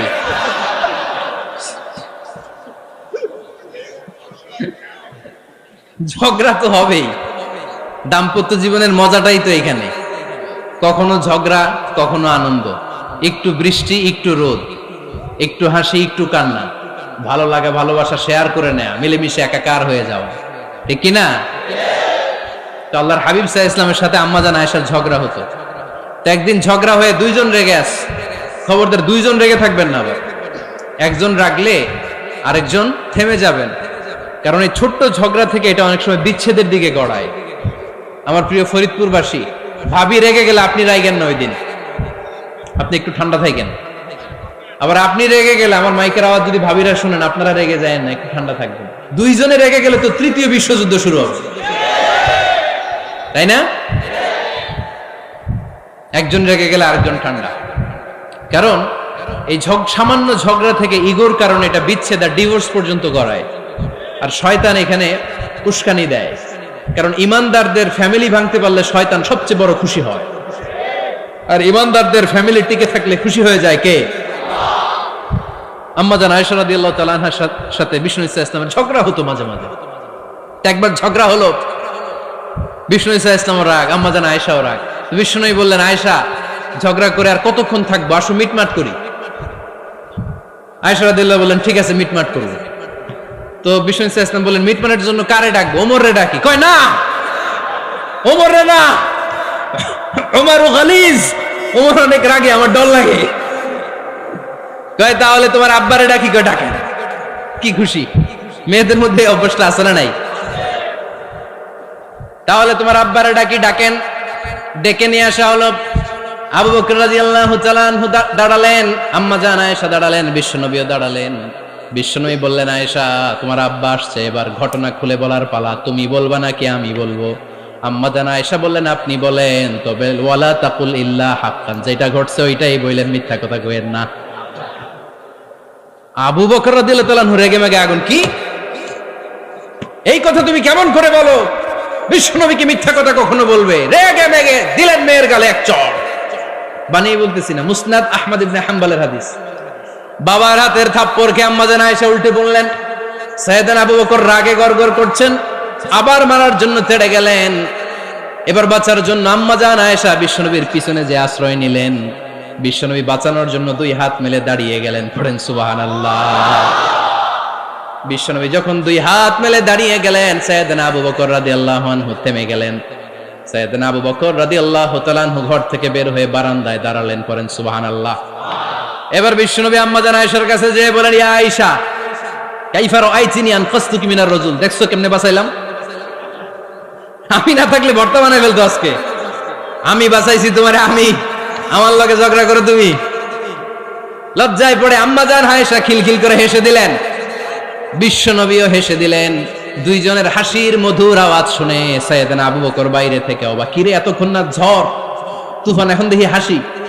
সালাম দিয়ে অনুমতি নিয়ে ভিতরে ঢুকলেন। ঢুকে দেখেন আম্মাজান আয়েশাও হাসে, বিশ্বনবীও হাসে। এ হাসি দেখে আবু বকর রাদিয়াল্লাহু আনহু হেসে দিলেন। আরশের উপর থেকে খুশি হয়ে গেলেন কে? এবার সাইয়েদনা আবু বকর রাদিয়াল্লাহু তাআলা আনহু বললেন, ইয়া রাসূলুল্লাহ আশিকানি ফি সিলমিকুমা কামা আশরাকতুমানি ফি হারবিকুমা। ও নবী, যুদ্ধ লাগলে, দুইজন যুদ্ধ লাগলে মীমাংসার জন্য যেমনি আমারে ডাকেন, এরকম হাসি আর আনন্দের মুহূর্তেও আমারে একটু ডাইকেন। আশিকানি ফি সিলমিকুমা কামা আশরাকতুমানি ফি হারবিকুমা। নবী, আপনাদের মধ্যে ঝগড়া লাগলে সন্ধি করার জন্য আমারে যেমনি ডাকেন, আপনাদের হাসি খুশি আনন্দ খুনসুটি এই মজাদার মুহূর্তগুলোতে আমারে বঞ্চিত রাখেন না, আমার একটু ডাইকেন। সুবহানাল্লাহ পড়েন। এই মুসনাদ আহমদ ইবনে হাম্বলের হাদিস শোনার উদ্দেশ্য হচ্ছে, বিশ্বনবী প্রথমে ওমরে ফারুকের নাম বলেছিলেন। সাইয়েদনা আয়েশা বলে, না আমি ডরাই। হাইবাত, দিস ইজ কল্ড হাইবাত ওমর। একবার বিশ্বনবীর সব বিবিরা ধরলেন, ও নবী আমাদেরকে এটা দেন, ওইটা দেন, ঘরে এটা নাই, ওইটা নাই, ওইটা নাই। বিশ্বনবীকে, আমার কাছে কিচ্ছু নাই, যদি এমনি আমার বউ হয়ে থাকতে চাও থাকো, তাহলে যা, তা না হলে যা লাগবে কিনে দেব, সাথে সাথে তালাকও দিয়ে দিব। কিছু দিতে পারবো না, আমার নাই তো, সামর্থ্য নাই। কিন্তু বিবিরাও ছাড়া না, এটা দেন ওইটা দেন। বিশ্বনবী রহমতের নবী, বিবিদেরকে বুঝাতেও পারেন না, বিবিরা আবদার করতেছে, নবী এটা লাগবে ওইটা লাগবে। ইন দ্য মিন টাইম বিশ্বনবী একজনের সালাম শুনতে পেলেন। কে যেন দরজায় দাঁড়িয়ে বলতেছে, আসসালামু আলাইকুম। বিশ্বনবী দরজার দিকে তাকালেন, তাকিয়ে বললেন, ওয়া আলাইকুমুস সালাম। আর বুঝতে পারলেন এটা আমার ওমরের সালাম। সালাম দেওয়ার পরে বিবিদের দিকে তাকায় দেখে একজন বিবিও নাই, সব অন্দর মহলের ভিতরে দৌড়। সুবহানাল্লাহ পড়তে পারলেন না? This is our super hero Omar. এরকম ওমর একটা লাগবে, চিল্লায় বলেন কয়টা? একটা ওমর গোটা বিশ্বকে সোজা করে দিবে, একটা ওমর সবল আর দুর্বলের সব পার্থক্য দূর করে দিবে, মাজলুমের উপর জালিমের অত্যাচারের অবসান ঘটায় দিবে, গোটা বিশ্বটাকে সাম্য, মৈত্রী, ভালোবাসার ইনসাফ দিয়ে পরিপূর্ণ করে দিবে। সেই উমরের অপেক্ষায় আমরা। নিজের ছেলেকে 80টা বেত মেরেছেন। কয়টা? 80টা বেত মেরেছে। এই ব্যাপারে অনেকগুলো বর্ণনা পাওয়া যায়। সবচেয়ে সহি বর্ণনা হচ্ছে মুয়াত্তা ইমাম মালিকের বর্ণনা। ওমর ফারুক রাদিয়াল্লাহু তাআলা আনহুর ছেলে আব্দুর রহমান মারুফুন বিআবি শাহমা ছিলেন মিশরে। ওখানে নাবিজ খেয়েছিলেন। নাবিজ হচ্ছে আরব দেশের লোকেরা দুধের মধ্যে শক্ত খুরমা রাত্রেবেলা ঢেলে দিত। ঢেলে দিলে সারা রাত ওই খুরমার রসটা দুধের সাথে মিশে দুধটা লাল হয়ে যেত। এটারে সকালবেলা খেত, খুব সুস্বাদু। এটাকে বলে নাবিজ। কিন্তু এটা রাতে ভিজাইলে সকালেই খাইতে হয়, রেখে দিলে আবার একটু সমস্যা হয়। এটা অনেকটা তারির মতো হয়ে যায়, মাতলামি চলে আসে। তো ওমরে ফারুকের ছেলে নাবিজ খেয়েছেন, মদ খাননি, নাবিজ। কিন্তু নাবিজ খাওয়াতে সাকরান চলে এসেছে।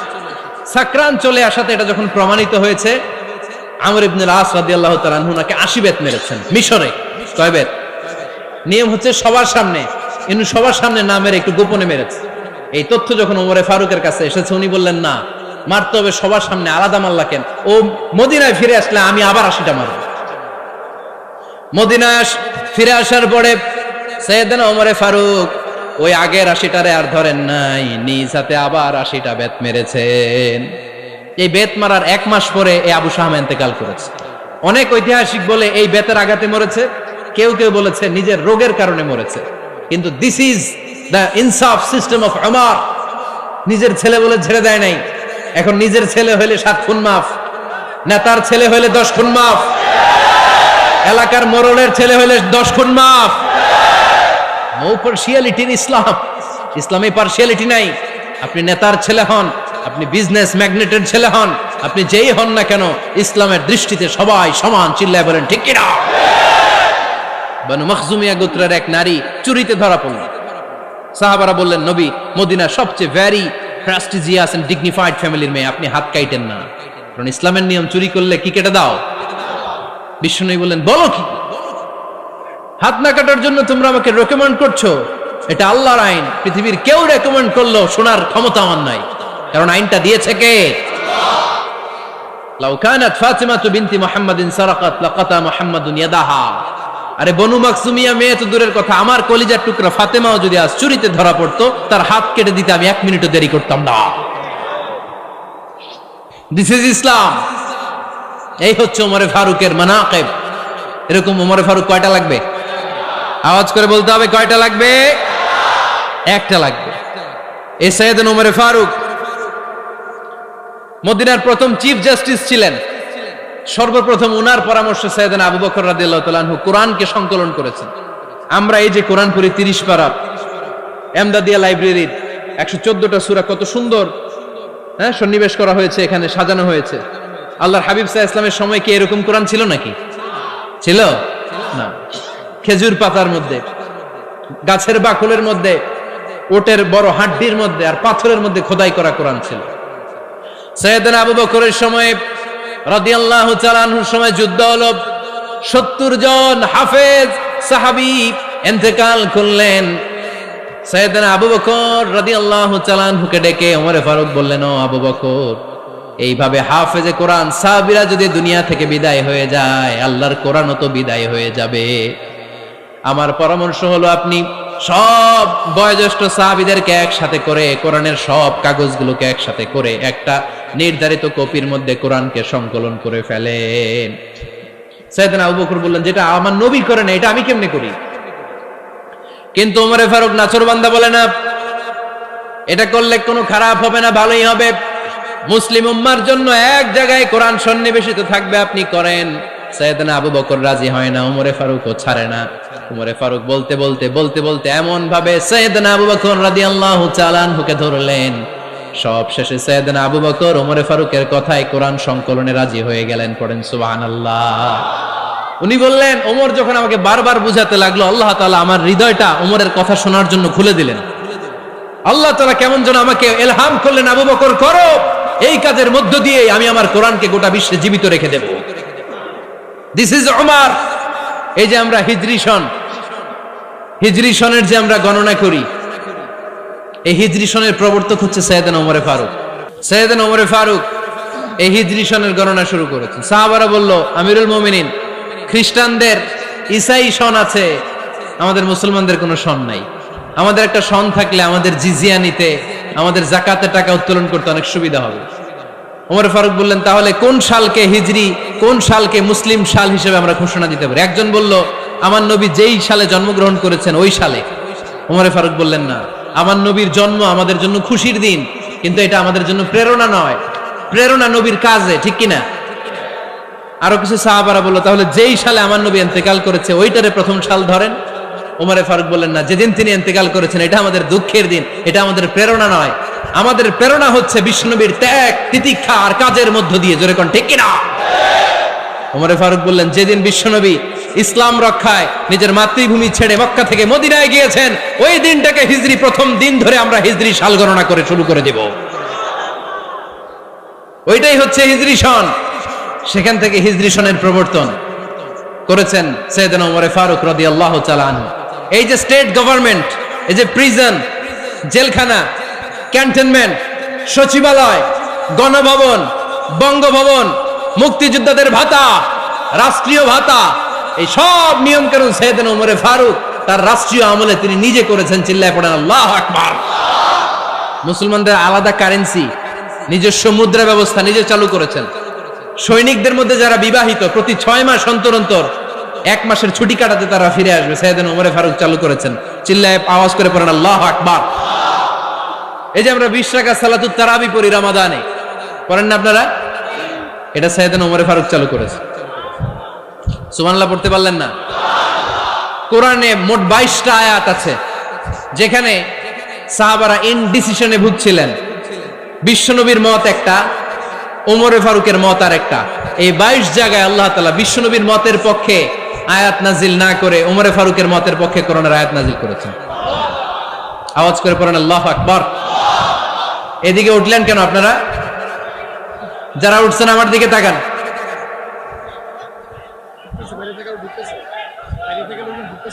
কিছু ভিতরে ঢুকতেছে, কিছু বাইরেতেছে না?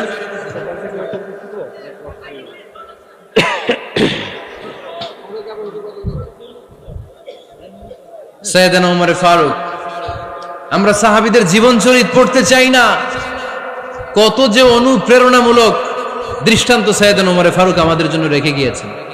ওমর ফারুক যখন খলিফা, দিনের বেলায় যদি রাষ্ট্রে কোনো নিয়ম জারি করতেন, দিনের বেলায় জনগণকে কোনো বিষয়ে যদি নিষেধ করতেন, রাত্রে বেলায় খাওয়ার সময় ফ্যামিলি মেম্বারদের সবাইকে বলতেন, এই দিনের বেলা আমি জনগণকে এই কাজ করতে নিষেধ করেছি, তোমরা আমার ফ্যামিলি মেম্বার, খবরদার তোমরা এই কাজ করো না। জনগণ করলে যতটুকু শাস্তি, তোরা করলে পাবি ডবল শাস্তি। সুবহানাল্লাহ কইবেন না? আমাদের নেতারা ওই বাড়ির বিচার করে, ওই বাড়ির মাইয়ার বিচার, ওই বাড়ির পোলার বিচার, নিজের পোলা গাঞ্জা টানে, আছে না নাই? নিজের মেয়ে অপরাধ করে, আছে না নাই? কি নেতা ছিলেন ওমর ফারুক! আগে নিজের ঘর সামলিয়েছেন, আগে নিজেকে সামলিয়েছেন, নিজের ঘর ঠিক করেছেন। বলেছেন জনগণ করলে যত বেদ, তোরা করলে double Veda. This is call leader, ঠিক কিনা? এক বাবা এসে বললেন, ওমর ফারুক আমার ছেলে কথা শোনে না, বেয়াদব। ওমর ফারুক ছেলেরা ডাকলেন, বাবা তুমি তোমার আব্বাজানের কথা শোনো না, এটা তো কবিরা গুনাহ। ছেলে বলে, ওমর ফারুক সব দায় দায়িত্ব আল্লাহ ছেলে মেয়েদেরকে দিয়েছে, বাবা মাকে কোনো দায়িত্ব দেয় নাই। ওমর ফারুক বললেন, অবশ্যই দায়িত্ব দিয়েছে। তাহলে বলেন আমার বাবার দায়িত্ব কি? উনি বললেন, প্রাইমারিলি প্রথমত 3 দায়িত্ব। আইয়ানতাকিয়া উম্মাহ, পৃথিবীর প্রতিটি বাবার উচিত ছেলেদের মেয়েদের জন্য ভালো মায়ের ব্যবস্থা করা। 2 নম্বরে আইয়ুহসিনা ইসমা, সুন্দর তার একটা নাম রেখে দেয়া। 3 নাম্বার ইউআল্লিমাহুল কিতাব, তার আল্লাহর কিতাব শিক্ষা দেওয়া। এবার ছেলেকে আমার আব্বা 3টার একটাও করে নাই। এবার ওমর ফারুক রেগে গেলেন, বাবার কাঁধে ধরলেন, বললেন তুই ছেলের জন্য বিচার নিয়ে আসলি, তোর 3টা দায়িত্বের একটাও তুই পালন করিস নাই। ছেলে বলে, আমিরুল মুমিনিন আমার মা নর্তকী, আমার মা মাজুসি, আমার মায়ের মধ্যে কোনো আদব কাদব নাই, সুন্দরী দেখে আমার মা রে বাবা বিয়ে করছে, আমার মায়ের কাছ থেকে জীবনে কিছু শিখি নাই। 2 নাম্বার সাম্মানি খানফাসা, আমার বাবা আমার নাম রেখেছে চামচিকা। কি নাম রাখছে? এটার নাম হইলো একটা এরকম উল্টাপাল্টা নাম আছে না নাই? না, এগুলো রাখবেন না। আব্দুল্লাহ রাখবেন, আব্দুর রহমান রাখবেন, আর একটা কি বলছি আজকে, হুযায়ফা রেখে দিয়েন, পারবেন? ওয়ালাম ইউআল্লিমনি হারফাম মিন কিতাবিল্লাহ আমিরুল মুমিনিন, শুধু তাই না, আল্লাহর কোরআনের একটা অক্ষর আমার বাবা কোনোদিন আমারে শিক্ষা দেয় নাই। ওমর ফারুক রেগে গেলেন, এবার বাপের কান্দে ধইরা মারতে শুরু করলেন। তুই পোলার নামে বিচার নিয়ে আইছিস, তোরে মাইর দিমু আগে। এরকম নেতার দরকার আছে না নাই? মদিনায় এক লোক তার বউরে রাগের চোটে 100 তালাক দিয়ে ফেলছে। কয় তালাক দেয়ার নিয়ম কয়টা? দিছে কয়টা? এবার স্ত্রী কাঁদতে কাঁদতে এসে বলে, আমিরুল মুমিনিন দেখেন, আমার স্বামী আমারে রেগে মেগে 100 তালাক দিচ্ছে। ওমর ফারুক বললেন, দইরা নিয়ে আয় এটারে। নিয়ে আসা হলো। ওমর ফারুক বললেন, কয়টা তালাক দিয়েছো? কয় 100টা। কেন দিছো? কয় মাথা গরম আছিল। এরকম আছে না? তালাক দেওয়ার সময় সব তালাক, তুই তালাক, তোর মা তালাক, তোর বোন তালাক, সব তালাক। তালাক দিবে ওয়াইফ রে, দিতেছে সবাই রে। ওমর ফারুক বললেন, দিবে 3টা, 100টা দিলা কেন? কয় মেজাজ গরম ছিল। কয় দাঁড়া, আত-তালাকু মিন শাআইরিল্লাহ, তালাক হচ্ছে আল্লাহর দেয়া বিধানের একটা নিদর্শন, এটা নিয়ে তুই খামখেয়ালি করলি। আমার রায় শোন, আমার রায় হচ্ছে 3 তালাকে তোর বউ তালাক, বাকি 97 তালাক তোর পিঠের উপরে পড়বে। এরকম বিচারের দরকার আছে না নাই? এরকম দৃষ্টান্তমূলক বিচার যদি বাংলার জমিনে দেয়া হতো, আর কোন নারী ধর্ষিতা হতো, আর কোন নারীকে অ্যাসিড মারা হতো, আর কোন নারী যৌতুকের জন্য কান্না করত, একটা আমল লাগবে, বেশি না। মক্কা, মদিনা, এই 7 জায়গায় 7 জন গভর্নর পাঠিয়েছেন, তাদের থেকে তথ্য নিতেন। এই গভর্নর সিস্টেম উনি বানিয়েছেন। সাইয়েদনা আমর ইবনে আল আস রাদিয়াল্লাহু তাআলা আনহুকে পাঠিয়েছেন মিশরে। মিশরে একটা দৌড় প্রতিযোগিতা হতো। মিশরি বলে, আমার মাল্লা কেন? তুমি খেলায় পারো না, আমারে মাল্লা কেন? কয় আনা ইবনুল আকরামিন, আমি গভর্নরের পোলা, আমি যা বলবো এটাই হবে, আমার উপরে কথা নাই। মিশরি ওইখানে আর ঝগড়া বাঁধায় নাই, মনে দুঃখ নিয়ে মদিনায় চলে আসলেন। এসে বললেন, আমিরুল মুমিনিন, আপনি আমর ইবনুল আস রাদিয়াল্লাহু তাআলা আনহুকে মিশরের গভর্নর বানিয়ে পাঠিয়েছেন। একটা প্রতিযোগিতায় আমি চ্যাম্পিয়ন হয়েছি, ওনার ছেলে হয়েছে রানার আপ। কেন সে চ্যাম্পিয়ন হতে পারে নাই? এই কারণে আমার মাথায় লাঠি দিয়ে 3টা বাড়ি মেরেছে। বিচারটা দিছে কার দরবারে? কথা বুঝেন নাই বোধহয়? ওমর ফারুকের দরবার। ওমর ফারুক বললেন, তাই আগামী বছরের অমুক তারিখ আমি সব গভর্নরদেরকে ডেকে হিসাব নিতে, ওই দিন তুই থাকবি, পারবি না? মিশনে বলে, পারবো মানে অবশ্যই পারবো। ওই দিন 7 রাজ্য থেকে 7 গভর্নর হাজির, গভর্নরদের ছেলেরাও হাজির, মিশরীয় হাজির। 7 গভর্নরের কাছ থেকে 7 এলাকার খোঁজ খবর নেয়ার পরে ওমরে ফারুক বললেন, আইনাল মিসরি, মিশরি লোকটা কই, এদিকে আয়। মিশরি সামনে আসার পরে বলল, আমর ইবনুল আস, তুমি মিশরের গভর্নর, তোমার ছেলে সহ তুমি আসো। আমর ইবনুল আস এসে সামনে বসে রইলেন। এবার বললেন, ও আমর ইবনুল আসের ছেলে, তুমি নাকি ইবনুল আকরামিন গভর্নরের ছেলে, তুমি যা বলবা মিশরে নাকি তাই হবে, তোমার নাকি অনেক দাপট। নিজে একটা লাঠি এনে মিশরীর হাতে দিয়ে বলল, এবার তোর মাথায় যতটা মারছে তুই ততটা গুনে গুনে মার, আমি দেখবো। আমর ইবনুল আস দেখবে, আমর ইবনুল আসের ছেলেরে তুই এখানে মার। সে বলতেছে, থাক, আপনি বলছেন এতেই যথেষ্ট, মারা লাগবে না, আমি মাফ করে দিলাম। ওমরে ফারুক বলল, খবরদার, মার, মার ওর মাথার মধ্যে। মিশরি ওমরে ফারুকের ধমক শুনে ভয়ে ভয়ে 3টা বাড়ি মারল। এই বাড়ি মারা দেখেও ওমরে ফারুকের হৃদয় ঠান্ডা হয় নাই। লজ্জায় আমর ইবনুল আস, বয়স হয়ে গিয়েছে সাহাবা, মাথা তখন টাক, মাথায় চুল নাই, লজ্জায় মাথাটা হেট হয়ে মাথাটা নিচু করে রেখেছে। এবার রাগের চোটে ওমরে ফারুক বললেন, এবার আমর ইবনুল আসের টাক মাথার মধ্যে একটা মার, মার। কেন ছেলেকে শিক্ষা দিতে পারে নাই? ইয়া আমর ইবনুল আস, মাতা জাআলতুমুন নাস আবিদা, জনগণ তাদেরকে দেখভাল করার জন্য তোমাদেরকে পাঠানো হয়েছে, তাদের উপর কোনো অত্যাচার করার জন্য নয়। চিল্লায় বলেন ঠিক কি না? এরকম নেতা কয়টা লাগবে? কয়টা? ওই নেতার নাম কি? ওমর। হা হুয়া ইয়াতি ওমর। 22 জায়গায় বিশ্বনবী কয় একটা, ওমরে ফারুক বলে আর একটা। আল্লাহ বলে, বিশ্বনবী আপনার পক্ষে আমি আয়াত নাজিল করতে পারলাম না, আমি উমরের পক্ষে নাজিল করে দিলাম। বিশ্বনবী বলতেন, ইন্না লিকুল্লি উম্মাতিন মুহাদ্দাস, সব উম্মতের মধ্যে, সব নবীর উম্মতের মধ্য থেকে একজন করে আল্লাহ তাকে মুহাদ্দিস বানাতো। মুহাদ্দিস না, মুহাদ্দাস। মুহাদ্দাস মানে এমন লোক যিনি যা ভাবতো ওই ভাবনাটাই আল্লাহ আয়াত হিসেবে নাজিল করে দিতেন। বিশ্বনবী বলেন, আমার উম্মতের মধ্যে মুহাদ্দাস হচ্ছে সাইয়েদনা ওমর। মদিনার সবচেয়ে বড় মুনাফিকের নাম আব্দুল্লাহ ইবনে উবাই ইবনে সালুল, সব মুনাফিকদের সরদার, কিন্তু এই মুনাফিকের ছেলেটা হলো পাক্কা ইমানদার। এই ছেলের নাম হলো আব্দুল্লাহ। আওয়াজ করে বলেন, ছেলের নাম কি? আব্দুল্লাহ ইবনে উবাই ইবনে সালুল মুনাফিক সরদার যখন ইন্তেকাল করলো, সাইয়েদনা আব্দুল্লাহ রাদিয়াল্লাহু তাআলা আনহু বিশ্বনবীর কাছে এসে চোখের পানি ছেড়ে ডেকে বলে, নবী আপনিও জানেন, আমিও জানি, মদিনার সবাই জানে আমার আব্বা মুনাফিকদের সরদার, কিন্তু আমার মন তো মানে না, আমার তো পিতা, আমার তো বাবা লাগে, আমার তো মন মানে না। আপনিও জানেন মুনাফিক, আমিও জানি মুনাফিক। নবী আপনার দরবারে কিছু আমি চাই না, আপনার গায়ের একটা জামা দেন, আপনার জামাটা পরিয়ে আমার বাবারে দাফন দিব।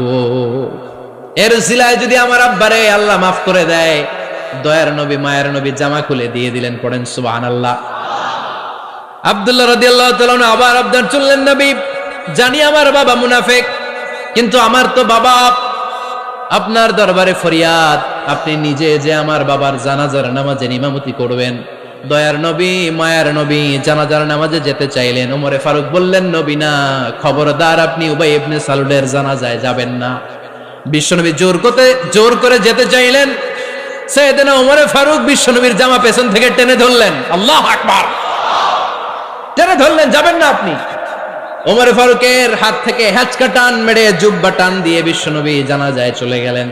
রব্বুল আলামিন আয়াত নাজিল করলেন, ইস্তাগফির লাহুম আও লা তাস্তাগফির লাহুম ওয়া ইন তাস্তাগফির লাহুম ৭০ মাররাতান ফালান ইয়াগফিরাল্লাহু লাহুম। নবী গো, একবার নয়, দুইবার নয়, ৭০ বারও যদি এই মুনাফিকের জন্য আপনি ক্ষমা চান, তার জন্য ক্ষমা নাই, তার জন্য আছে জাহান্নাম। ওয়ালা তাকুম, আপনি যাবেন না আলা কবরি, কখনো তাদের জানাজায় যাবেন না। এই যে একটা ভুল করে ফেলছেন, এটা এইবারই শেষ, এরপরে আর যাবেন না। সাইয়েদনা ওমরে ফারুকের পক্ষে আল্লাহ তাআলা কোরআনের আয়াত নাজিল করে দিলেন। চিল্লায় পড়েন আল্লাহু আকবার। এভাবে 22টা জায়গায় ওমরে ফারুক যা বলেছে, এটা নিয়ে একটা আলাদা আলোচনা হইতে হবে, আলাদা একটা আলোচনা লাগবে যে 22টা আয়াতে আল্লাহ তাআলা বিশ্বনবীর পক্ষে কোরআনের আয়াত নাজিল না করে সাইয়েদনা ওমরে ফারুকের পক্ষে আয়াত নাজিল করেছেন। চিল্লায় পড়েন সুবহানাল্লাহ। ওই ওমরে ফারুককে আমাদের মডেল বানানোর দরকার আছে না নাই? ওই ওমরে ফারুকের জীবনী আমাদের ছেলে মেয়েদেরকে পড়ানোর দরকার আছে না নাই? আমাদের ভবিষ্যৎ প্রজন্ম এগুলো জানে না। ওরা সালমান খান দেখে বড় হয়, ওরা শাহরুখ খান দেখে বড় হয়, ওরা ঋত্বিক রোশনকে দেখে বড় হয়, ওরা মনে করে যে এরাই বড় সুপার হিরো। আমাদের যে কত বড় সুপার হিরো আছে এরা জানেই না। নতুন প্রজন্মের কর্ণকোহরে সাইয়েদনা ওমরে ফারুকের ইতিহাস পৌঁছে দেওয়ার দরকার আছে না নাই? ওমরে ফারুকের ইন্তেকালের ঘটনাটা বলেই আমরা মোনাজাতের দিকে যাব। শুনবেন? শুনতে চান? উনি স্বপ্নে দেখলেন একটা লাল মোরগ ওনাকে 3টা ঠোকর মেরেছে। কয়টা? উনি জুমার নামাজে, জিলহজ মাসের শেষ সপ্তাহে জুমার নামাজে বললেন যে একটা লাল মোরগ 3টা ঠোকর মেরেছে। মুগীরা ইবনে শুবা রাদিয়াল্লাহু তাআলা আনহুর দাস আবু লুলু আল মাজুসি, এই লোকটা খঞ্জর বানাতে পারত। মুগীরা রাদিয়াল্লাহু তাআলা আনহুর দাস। মুগীরা প্রতিদিন 4 দিরহাম করে চার্জ করত, যেহেতু দাস। সে এসে বিচার দিল, আমিরুল মুমিনিন, মুগীরা আমার থেকে বেশি টাকা চায়, জুলুম করে। ওমরে ফারুক বললেন, তাই? তুমি কি কাজ জানো? বলে, আমি খঞ্জর বানাতে জানি। বাড়ি কই? পারস্য। আরে তুমি খঞ্জর বানাতে জানলে তো 4 দিরহাম অনেক কম, সে তো আরো বেশি টাকা নেওয়া দরকার ছিল তোমার থেকে। আবু লুলুর এই কথা পছন্দ হয় নাই। সে কয়, ওমর তুমি সবারে দয়া দেখাও আর আমার ক্ষেত্রে কঠিন নিয়ম বানাইলা, দাঁড়াও এই নিয়ম তোমারে আমি দেখাবো। এই রাগে সে বাড়িতে যে একটা খঞ্জর বানালো। কি বানালো? খঞ্জর চিনেন? ছোট্ট ছুরি। কিছুদিন আগে ওমানের সুলতান কাবুস ইন্তেকাল করেছে, জানেন আপনারা? ওনার এই কোমরের মধ্যে খঞ্জর থাকতো, ছবিতে দেখছেন? আরব শায়েখ যারা সুলতান আমির, কোমরে কি থাকে? ছোরা থাকে, খঞ্জর। সে বাসায় যে একটা খঞ্জর বানালো, যেই খঞ্জরের 2 মাথা, লাহু রাসান ওয়া মাকবাদাতুহু ফি ওয়াসাতি, আর ধরার হ্যান্ডেলটা মাঝখানে, এদিকেও ছুরি এদিকেও ছুরি, যাতে এইভাবে মারা যায়। সে ধার দিতে লাগলো আর বলল, ওমর দাঁড়াও, তোমারে আমি দেখাবো। ওমরে ফারুক মসজিদে নববীর ইমাম, ফজরের নামাজের সময় এ আবু লুলু আল মাজুসি বুরনুস পরে, চাদর পরে, লুকিয়ে লুকিয়ে, সে অগ্নি উপাসক, মুমিন নয়, ওমরে ফারুককে অ্যাটাক করার জন্য গেলেন মসজিদে নববীতে। ওয়াকানু ইউসাল্লুনা বিগালাস, তখন ওনারা অন্ধকারে নামাজ পড়তেন। নামাজের সময় যখন হলো, লুকিয়ে লুকিয়ে প্রথম কাতারে ওমরে ফারুকের পিছনে মুয়াজ্জিনের পাশেই দাঁড়ালো, হাতে খঞ্জর, একামত হলো। ওমরে ফারুক সালাত শুরু করলেন, ফজরের সালাত, আল্লাহু আকবার। নামাজ শুরু করলেন, সূরা ফাতিহা বললেন। আরেকটা সূরা যখন পড়তে যাবেন, in the meantime Abu Lulu এই খঞ্জর নিয়ে ওমরে ফারুকের বুকের মধ্যে 3টা স্টেবিং করলেন। একটা মারলেন নাভির নিচে, মারার সাথে সাথে পাকস্থলী কেটে গেল। আরেকটা মারলেন পাজরে, পাজর ছিঁড়ে গেল। 3টা মারার পরে ওমরে ফারুক বললেন, কাতালানি আল কালব, এক কুকুর আমাকে মেরে ফেলেছে। পেছন থেকে এক সাহাবীকে টান মেরে সামনের দিকে নিয়ে গেলেন, তুমি নামাজের ইমামতি করাও। আর ওমরে ফারুককে বাকিরা ধরাধরি করে পেছনে নিতে আরম্ভ করলেন।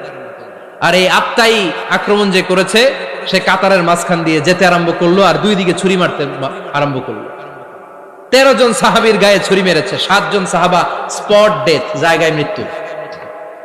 এই ভয়ঙ্কর অবস্থা দেখে এক সাহাবী বুরনুস, এক ধরনের জুব্বা আছে মাথাওয়ালা, অনেকে জ্যাকেট পরছেন না এরকম মাথাওয়ালা, লম্বা জুব্বা আছে আরবরা শীতে পরে মাথাওয়ালা, এই মাথাওয়ালা জুব্বা বের করে এক সাহাবী জালের মতো তার দিকে উড়ায় মারল। ওই বুরনুসের মধ্যে পেঁচিয়ে আবু লুলু মাটিতে পড়ে গেল আর সুইসাইড করে ফেলল, নিজের বুকে নিজে মেরে আত্মহত্যা। যেই সাহাবীকে ইমামতির জন্য দাঁড় করালেন, উনি ছোট্ট সূরা দিয়ে প্রথম রাকাতে সূরা আল কাউসার, দ্বিতীয় রাকাতে সূরাতুল ইখলাস দিয়ে নামাজ শেষ। ওমরে ফারুক বেহুশ। ওমরে ফারুক কি? হ্যাঁ, বেহুশ। সবাই কান্নাকাটি করতেছে, সবাই দেখতে গেলেন, এখন হুঁশ ফিরে না। মুখের মধ্যে, মুখ খুলে রাষ্ট্রের চিকিৎসক মুখের মধ্যে দুধ দিলেন, ওই নাভি দিয়ে দুধ বের হয়ে যায়, পাকস্থলী কেটে ওখান দিয়ে দুধ বের হয়ে যাচ্ছে। তারা বললো, ওনারে বাঁচানো সম্ভব না, দেখেন হুঁশ ফিরে কিনা। হুঁশ ফিরলে ওনার পরে কে আমির হবে, উনি যেন প্যানেল ঠিক করে দিয়ে যায়। সবাই তাকিয়েছে ওমরে ফারুকের চোখের দিকে। আল্লাহর মেহেরবানিতে ঘন্টা খানিক পরে উনি চোখ খুললেন। চোখ খোলার পরেই বলেন নাই, ও মা আমি মরে যাই। চোখ খোলার পরে উনি বলেন নাই, কে মারলো আমারে। চোখ খোলার পরে উনি বলেন নাই, আমার পরে নেতা কে হবে। চোখ খোলার পরে সর্বপ্রথম কথাটি ছিল, আসল্লান নাস, আমার নেতৃত্বে যে ফজরের নামাজটা শুরু হয়েছিল, এটাকে ঠিকমতো তোরা পড়েছিলি? আমার নেতৃত্বে যে ফজরের জামাত শুরু হয়েছিল, সেটা ঠিকঠাক মতো সমাপ্ত হয়েছিল কিনা আগে বল। আসল্লান নাস, নামাজটা হয়েছে কিনা বল।